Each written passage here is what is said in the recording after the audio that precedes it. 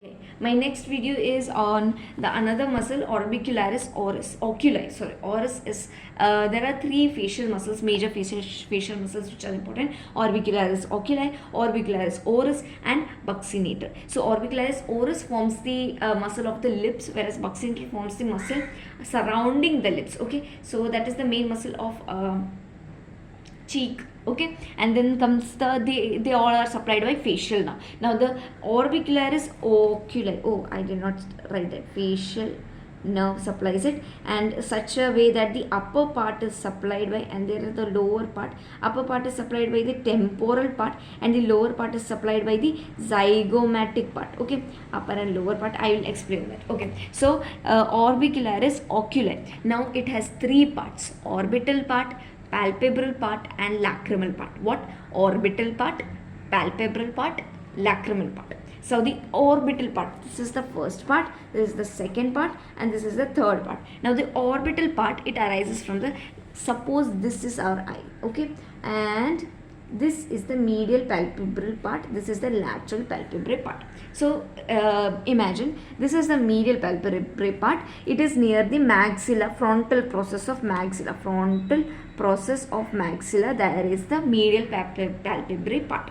From here the muscles arises, and then it takes an elliptical loop and comes back here. Okay, it takes the elliptical loop and comes back here. So these muscle fibers, they take an elliptical loop and they come back here. That is orbital part of orbicularis oculi. Now the second part, okay, is palpebral.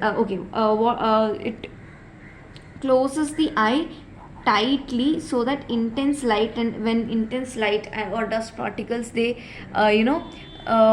irritate the eye, so it closes the eye tightly. Now comes the palpebral part. Palpebral part, it arises from the medial palpebral ligament in the in the frontal process of maxilla, and upper fibers pass and then they merge to the lateral palpebral ligament, and then lower fibers also come and they merge with the lateral palpebral ligament. So from here it goes, from here it goes. Okay, and this is the palpebral part, and this closes the eye gently, as in sleeping or blinking. So while we are blinking, when we are blinking, we are not intentionally blinking, we are not even knowing, but we are blinking constantly, and when we sleep, our eyes are gently closed. That gentle closure is due to this palpebral part of orbicularis oculi. Now comes the lacrimal part. So in the lacrimal part, it helps in the drainage of the lacrimal fluid. It arises from the lacrimal crest, and lacrimal fascia lies behind the lacrimal side. So here lies the lacrimal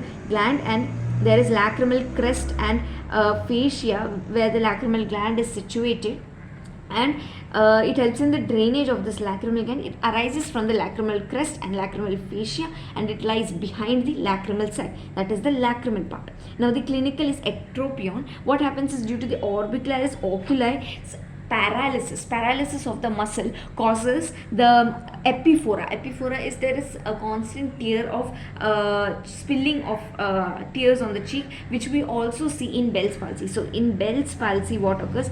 Facial nerve, that is supplied by this muscle is supplied by facial nerve. The upper part is supplied by the temporal part of facial nerve, and the lower part is supplied by the zygomatic part of facial nerve. When this facial nerve gets injured in the stylomastoid foramen, that due to that Bell's palsy occurs, and a constant tear on the cheek occurs, that is epiphora. So we can see that in Bell's palsy, and also that term is also called ectropion. Okay, thank you.